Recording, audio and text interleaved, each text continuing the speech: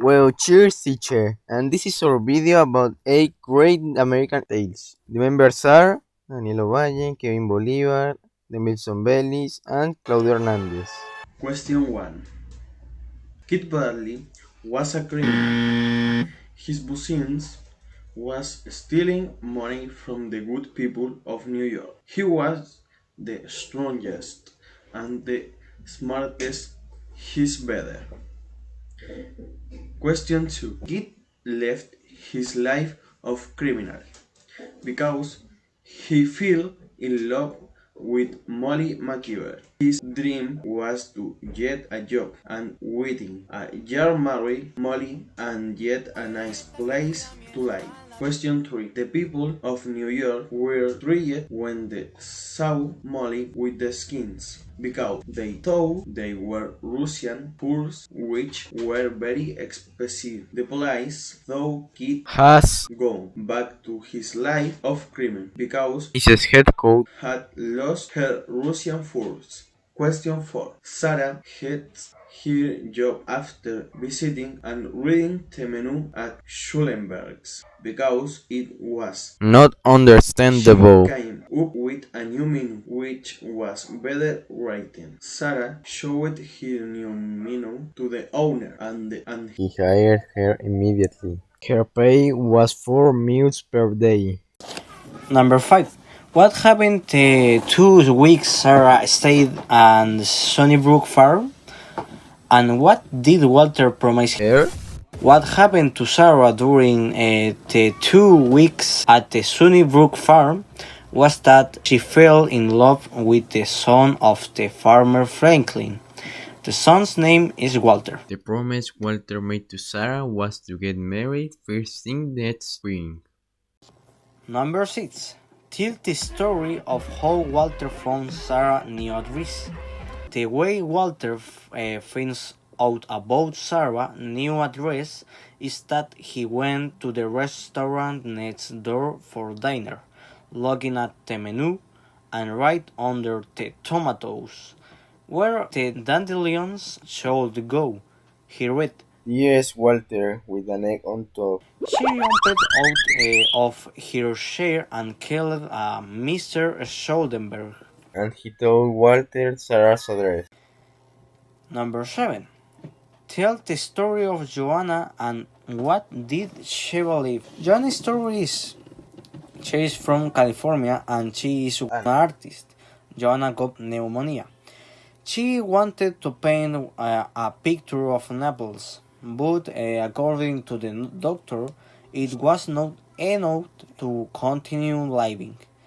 By the window of the room where Joanna was sick, there was an old ivy vine, and she was convinced that when the last leaf of that evil fell, she would die.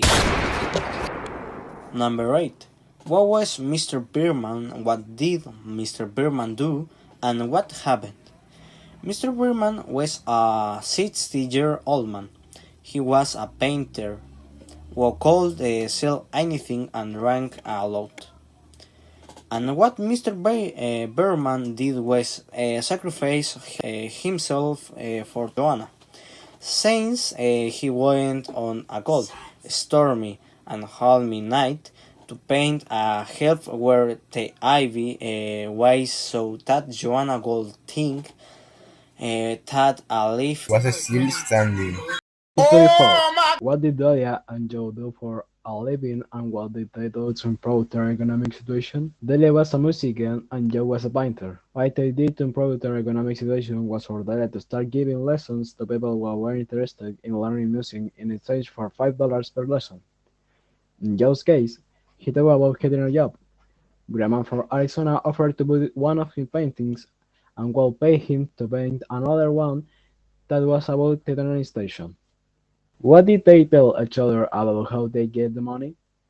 After Joe asked what Delia was really doing for the money, she told him that she was working in a laundry, and that's where she got all her money. On the other hand, Joe never saw or painted a picture for the Arizona man. He was working in the machine room. That's how he got his money. Where's the story among Iggy, McGowan, and Rosie?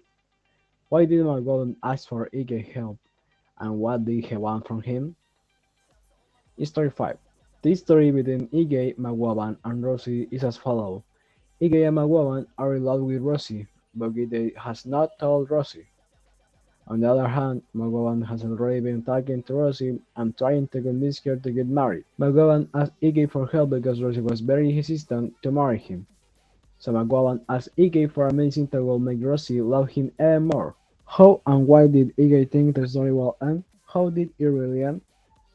Iggy thought the story will end with McGowan seriously injured, because instead of giving him a medicine to make Rosie love him even more, he gave her a medicine that made her sleep for hours without waking up.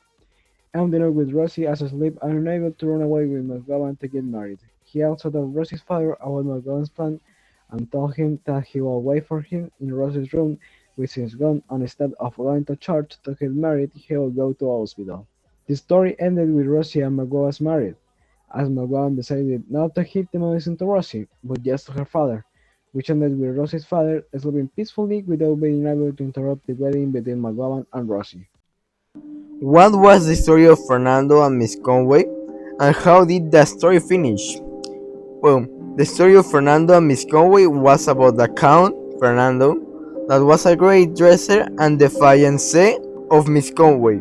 Her father didn't agree with a marriage of those two, but finally he realizes how rich was Fernando, and he led his daughter to be married. In wedding preparations, Fernando wanted to give Miss Conway a $7,000 dress, but her poor father said no. Also, she got into a candy store to help with her wedding, but 3 days ago from the day present, she got a letter.